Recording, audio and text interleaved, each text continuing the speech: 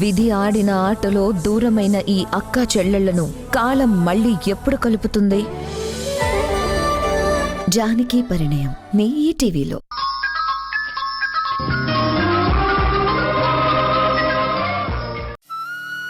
సరే తింటాను, ఇటివ్వండి. లేదు, మేమే నీకు కలిపి పెడతాం. నువ్వు తినాలి.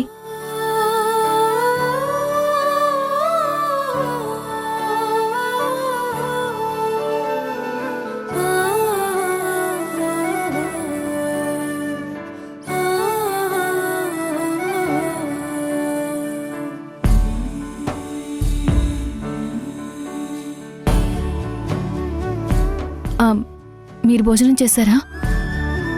నువ్వు తినకుండా మేమెలా తింటామమ్మా?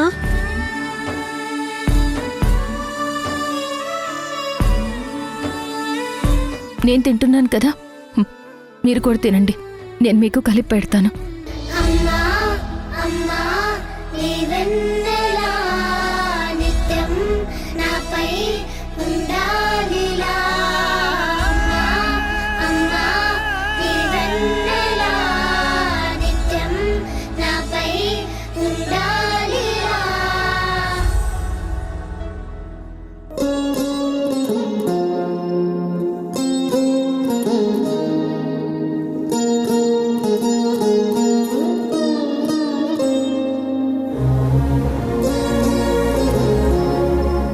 అమ్మ తినకపోతే మేము తినము. మీ అమ్మ తినకపోతే మీరు దగ్గరుండి తినిపించాలి, కానీ మీరు కూడా ఇలా తినకుండా వెళ్ళిపోతే ఎలా చెప్పండి?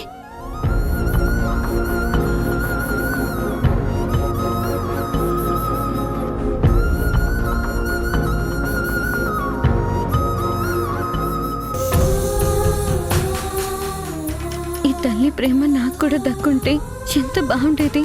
తల్లి పిల్లలు ఒకరికొకరు అలా ముద్దలు తినిపించుకుంటుంటే చూడటానికి ఎంత ముచ్చటేస్తుందో.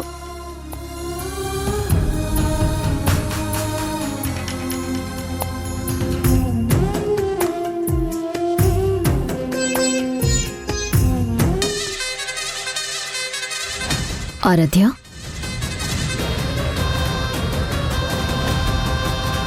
ఇక్కడేం చేస్తున్నావమ్మా? రిషి శశి కోసం వచ్చానమ్మా. వాళ్ళు భోజనం చేస్తున్నారు. వాళ్ళని డిస్టర్బ్ చేయడం ఎందుకని ఇక్కడే ఆగిపోయాను. చూడమ్మా.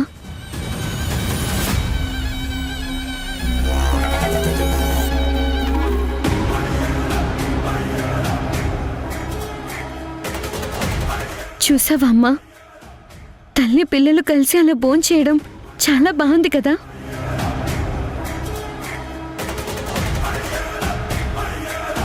నాకు అదృష్టం లేదమ్మా. నేను ఒంటరిదాన్ని కదా. నువ్వు ఒంటరివని ఎందుకు ఫీల్ అవుతున్నావు? నీకు ఈ అమ్మ ఉందమ్మా. ఆ సింధు ఎంత స్వార్థపరురాలో చూడు. నువ్వు తన సొంత అక్క కూతురివే కదా, తల్లి లేని పిల్లవే కదా. ఆ విషయం తెలిసి కూడా సింధు ఏ ఒక్కరోజు కూడా తన పిల్లలకి దగ్గరుండి తినిపించినట్టు నీకెప్పుడైనా అంత ప్రేమగా తినిపించిందా?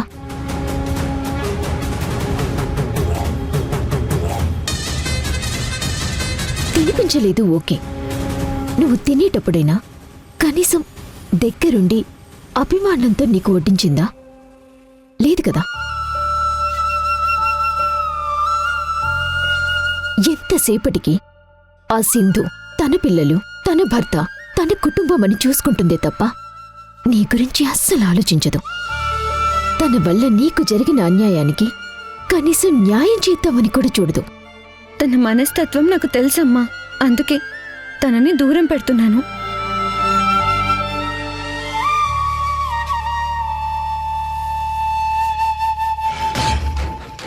ఎందుకు మధు ఆరాధ్యకి అలా నూరిపోస్తున్నావు? పద.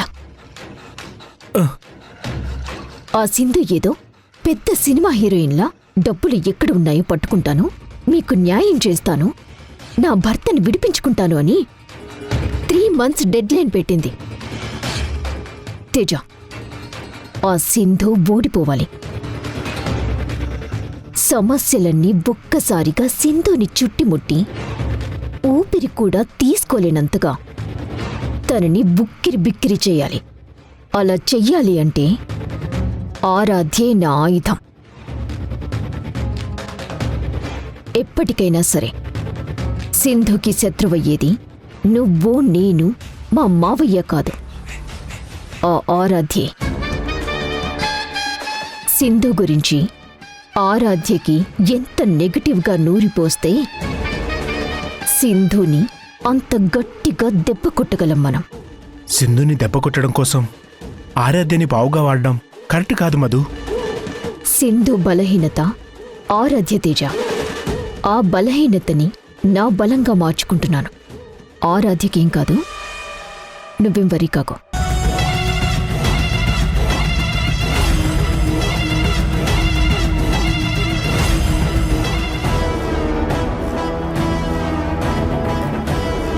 ఏదైతే అదైంది. నేను ఈ కేసు నుంచి బయటపడాలన్నా, నా గురించి సింధు పడే బాధ తీరాలన్నా ఈ ఐడియానే కరెక్ట్.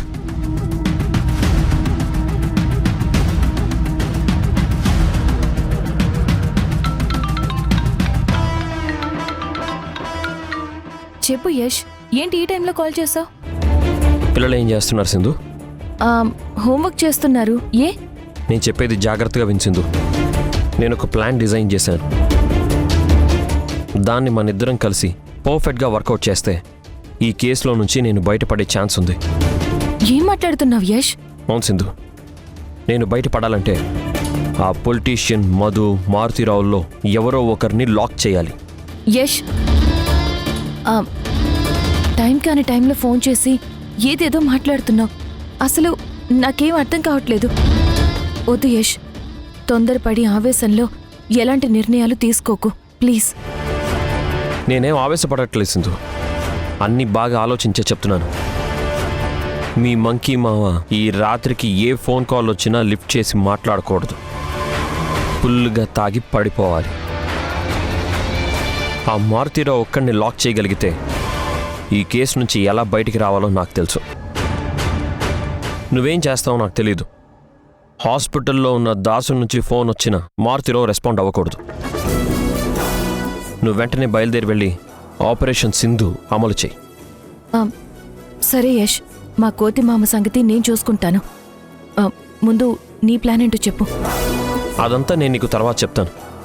నా మీద నమ్మకం ఉంచి ఆ మారుతిరావు దగ్గరికి వెళ్ళి వాడిని లాక్ చేసి నాకు ఫోన్ చేయి. ఇదంతా చాలా ఫాస్ట్గా జరిగిపోవాలి. సరే యష్. Okay Sindhu, bye.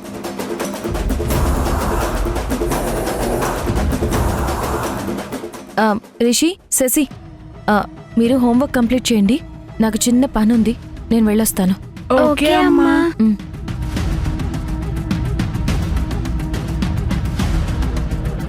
సింధు, ఈ టైంలో బయటికి వెళ్తున్నావు, ఎక్కడికమ్మా? ఇంతకు ముందే మీ అబ్బాయి ఫోన్ చేశాడు అత్తయ్య. తాను కేసు నుంచి బయటపడ్డానికి ఏదో ప్లాన్ ఆలోచించాడట. ఆ ప్లాన్లో భాగంగా నాకు ఒక చిన్న పని చెప్పాడు. అక్కడికే వెళ్తున్నాను. నా కొడుకు చెప్పాడంటే అదేదో మంచి ప్లానే అయ్యుంటుంది. పోన్లే అమ్మా, ఈ ప్లాన్ వల్ల అయినా వాడి కేసు నుంచి బయటపడితే అదే చాలసలా. అందరం కలిసి ఉండొచ్చు. జాగ్రత్తగా వెళ్ళిరామ్మా. నువ్వు వెళ్లే పని దిగ్విజయంగా పూర్తి కావాలని ఆ దేవుణ్ణి వేడుకుంటున్నాను. All the best. సరే అత్తయ్య.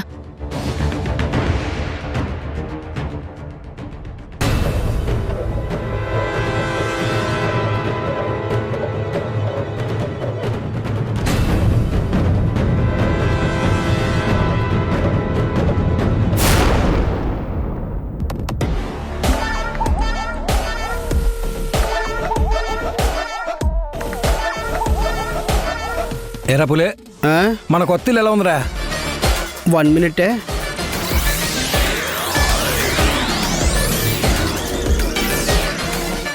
అబ్బో సూపర్గా ఉంది.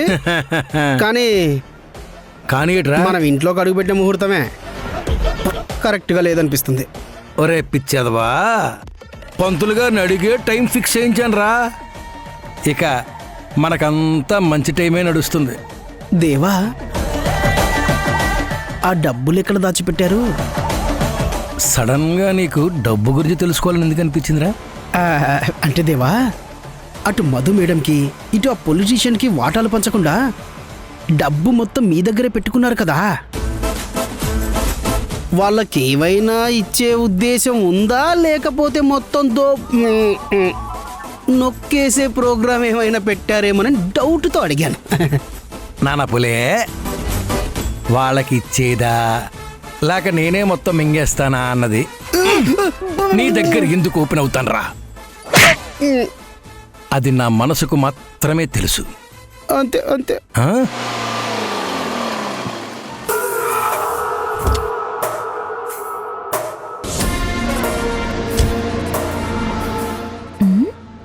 కోతి మావా, కొత్తింట్లోకి మారావా?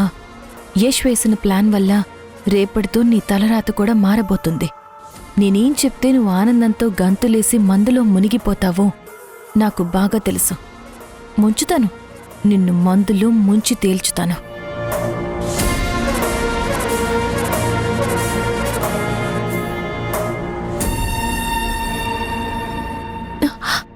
మావయ్య, ఆహా.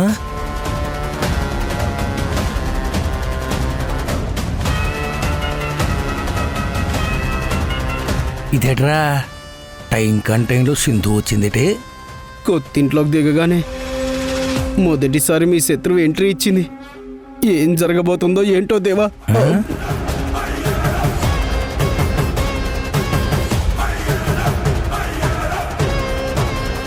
ఏటి కోడ్లా, ఉరుములు మెరుపులు లేని తుఫాన్లా సైలెంట్గా వచ్చేవేటి? ఎందుకమ్మా ఏడుస్తున్నావు? సారీ మావయ్య, నేను నీ చేతుల్లో ఓడిపోయాను. ఇది కళా నిజమా? నిజమే మావయ్య.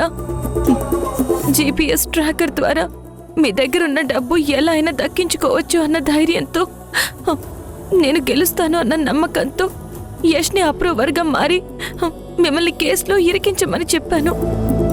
కానీ నా ప్లాన్ అంతా రివర్స్ అయిపోయింది. నీ తెలివితేటల ముందు నేను తేలిపోయాను. ఇప్పుడు నా భర్త జీవితం మీ చేతుల్లో ఉంది మావయ్య. ఎలా అయినా సరే నువ్వే నాకు హెల్ప్ చేయాలి మావయ్య.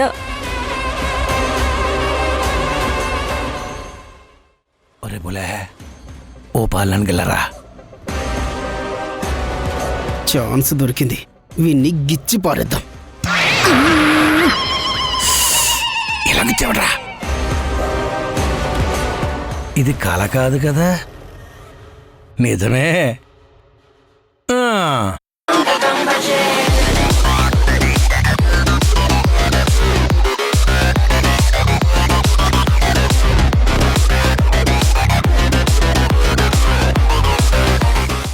కోళ్ళ, మళ్ళీ ఇంకోసారి చెప్పు, నాకు సరిగ్గా వినబడలేదులే. నీ ముందు నేను పూర్తిగా ఓడిపోయాను మావయ్య. ఇప్పుడు నా భర్త భవిష్యత్తు మీ చేతుల్లో ఉంది. అందుకే చేతులు జోడించి రిక్వెస్ట్ చేస్తున్నాను మావయ్య. ప్లీజ్ మావయ్య, మీరే నాకు హెల్ప్ చేయాలి. అబ్బబ్బబ్బబ్బబ్బబ్బ కోళ్ళ, నీ నోటంబడి మాటలు వింటుంటే నా శివుల్లో అమృతం పోసినట్టు సమ్మగుంది. అరే బులే, విన్నావురా? ఇందాక ఏటన్నావు? ఈ ఇంట్లో అడుగుపెట్టిన ముహూర్తం ఏటి కరెక్ట్గా ఉండదన్నావు కదా. శత్రువే వచ్చి శరణు కోరుతోంది. ఇప్పుడు ఏటంటావురా? చెప్పే కదరా, నా టైం మామూలుగా లేదు, పీక్లో ఉంది. నాకు తెలుసు మావయ్య. నేను ఓడిపోయానని ఒప్పుకుంటే నువ్వు తెగ ఆనందపడిపోయి ఆ ఆనందంలో ఫుల్గా మందు కొడతావని నాకు తెలుసు మావయ్య. ఇదేంటి సింధమ్మ సడన్ గా మందు టాపిక్ తీసుకొచ్చింది? అబ్బబ్బబ్బ కోడలా, భలే బాగా గుర్తు చేసావు టైంకి. నాకు ఈ సంతోషంలో మందు కొట్టాలనిపిస్తుంది. రేయ్, పోయి మందట్టుకొచ్చారా? ప్లీజ్ మావయ్య, నువ్వే ఏదో ఒకటి చెయ్యి. ఆ పొలిటీషియన్ మధు వల్ల ఏం కాదు. నేను నీ సొంత మేనకోడల్ని. నా గురించి, నా భర్త గురించి కాస్త ఆలోచించు మావయ్య. మీ గురించి నేనెందుకు ఆలోచించాలి? నువ్వు నీ భర్త కలిసి గతంలో నాతో ఎంతలా ఆడుకున్నారు. నా భార్య దగ్గర నన్ను ఎదవన చేశారు, నన్ను పనోణ్ణి చేశారు. మీ వల్ల నా కొడుకు నాకు దూరం అయిపోయాడు. హంతకుడిగా జైల్లో శిక్ష అనుభవించాను. దేవా,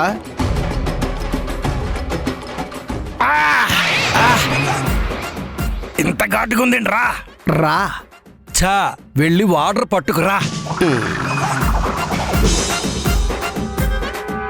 మీ వల్ల నేను ఎన్ని బాధలు కష్టాలు అనుభవించానో వాటన్నిటికీ బదులు తీర్చుకోవాలి కదా కోడలా. ఓడిపోయిన నన్ను నీ మాటలతో ఇంకా ఓడించకు మావయ్య. ఏటన్నావు? ఇంకా ఓడించకు మావయ్య అని అన్నాను మావయ్య. ఎక్స్క్యూజ్ మీ.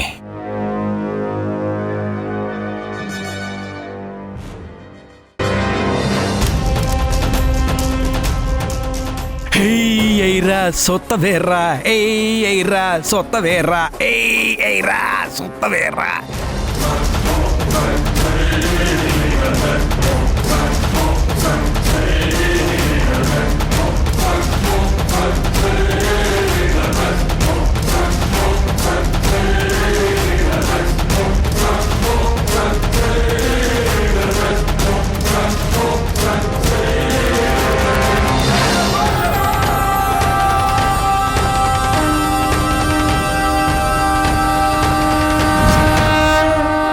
ఏటి పొజిషన్ మారేవేటి?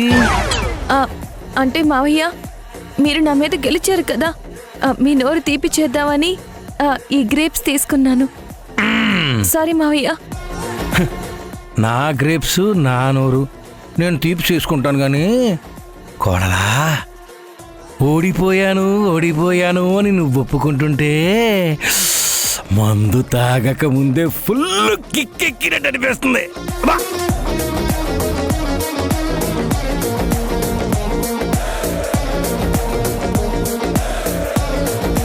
బాగుంది, చాలా బాగుంది. నువ్వు ఓడిపోయావని ఒప్పుకున్నందుకు నాకు చాలా బాగుంది. బ్రహ్మాండంగా ఉంది, అందంగా ఆనందంగా ఉంది. కాకపోతే నువ్వింకా ఇంకా ఇంకా ఇంకా ఎంతసేపు కలుపుతావురా? ఇంకా ఓడిపోవాలి.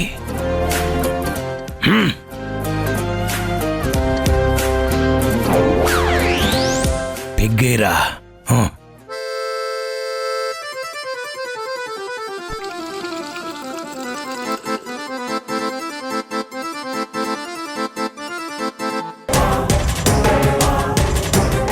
నీ మొగుడు జీవితాంతం జైల్లోనే ఉంటాడు.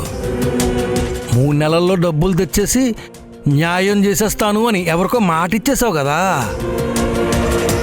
3 నెలలు కాదు కదా, 30 సంవత్సరాలైనా సరే నేను దాచిన డబ్బు నువ్వు కనుక్కోలేవు.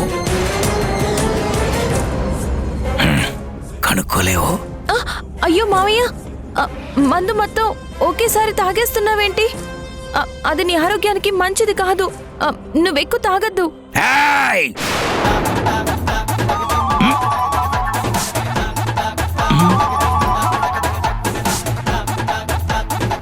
ఏటి నువ్వు చెబితే నేను వినాలా? ఎన్నో తాగుతా, ఎక్కువగా, బాగా ఎక్కువ తాగుతాను.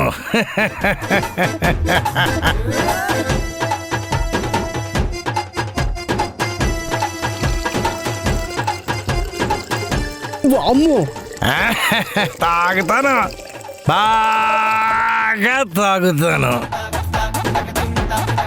నువ్వు చెబితే వినాలేటి నేను.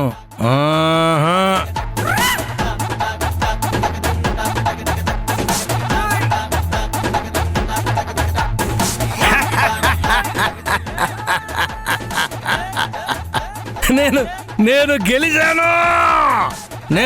నేను గెలిచాను. దేవా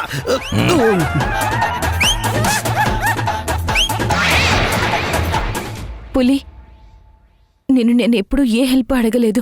ఇప్పుడు అడుగుతున్నాను. నాకొక సాయం చేస్తావా?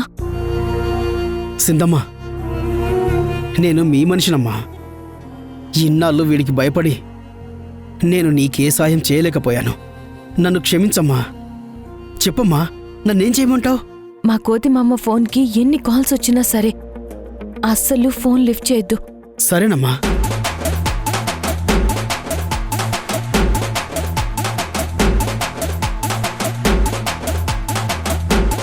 నేను ఓడిపోయాను అని చెప్పగానే పీకల వరకు తాగేసి పడిపోయాడు. మంకీ మామకి రేపొద్దున్న తెలుస్తుంది ఎవరు గెలిచారో అన్నది.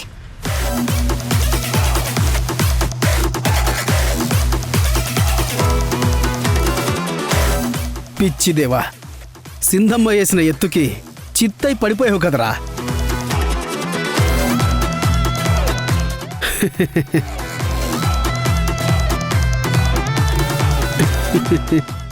ఎవరికి రాసిపెట్టి ఉంటే వాళ్ళకే దక్కుతుంది.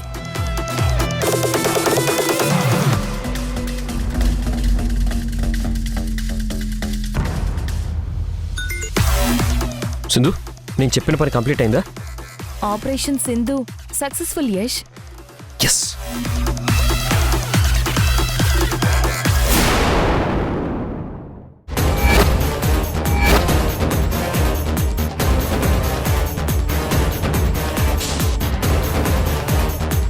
ఆగండి. యష్, ఇప్పటికైనా చెప్పు, ఏం ప్లాన్ చేసావు? మిమ్మల్ని రెడ్ హ్యాండెడ్గా పట్టుకుంటాను.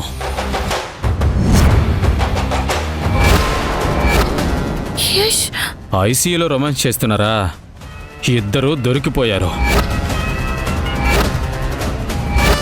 నన్ను చంపుతావా? చంపరా చూద్దాం.